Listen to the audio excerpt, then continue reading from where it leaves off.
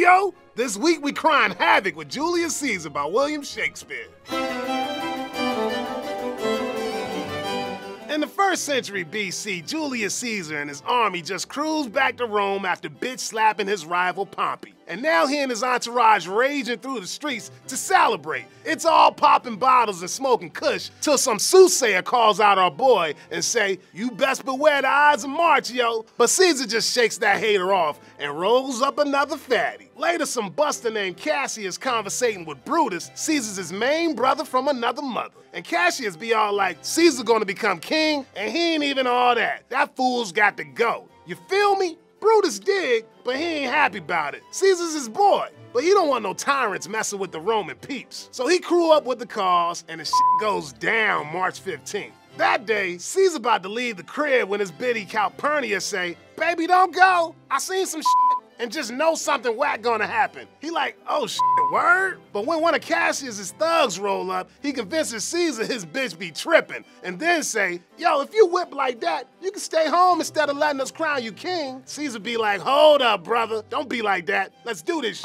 As soon as they reach the spot, all them traitors whip out their blades and shank his ass. When Caesar sees his bro Brutus join in, he say, "Oh shit, you too, man?" Then bam, that fool dead. At Caesar's funeral, Brutus tries sweet talking the Romans by telling them that killing Caesar was a favor to Rome. And at first, everyone believe him. But Caesar's boy Antony ain't having none of that. He rocks the mic and makes all of Caesar's killers look like real assholes. Next thing you know, the Roman people be burning down houses and kick Brutus and Cassius to the curb. So Antony, Octavius Caesar, and some rich playboy Lepidus start raising a swole army to stop them backstabbing snitches. Snitches get stitches. Shit goes ham at the Battle of Philippi, where brothers screaming 187 on the reg. Then Cassius think he see one of his homeboys, Titinius, get captured, gets all torn up, and kills himself. But turns out old Titty just fine, but can't handle Cassius being dead. So he decided to take that long dirt nap too.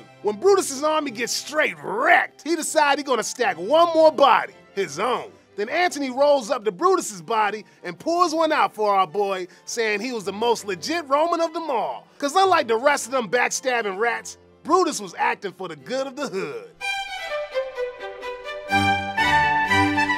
Now, if your bitch ass think you reading straight history up in here, you best check yourself. Cause the bard wasn't tripping about historical accuracy, B. Matter of fact, some of the details he pulled right out of his asshole. For example, in the play, OJC can't hear shit out of one ear. And even though that ain't the way it was, Willie Shake slanging that detail to symbolize that although he can hear all the righteous things people say about him, fool is completely deaf to all the warnings that his boy's about to cross him. I'd rather tell thee what is to be feared than what I fear, for always I am Caesar. Come on my right hand, for this ear is deaf, and tell me truly what thou thinkest of him.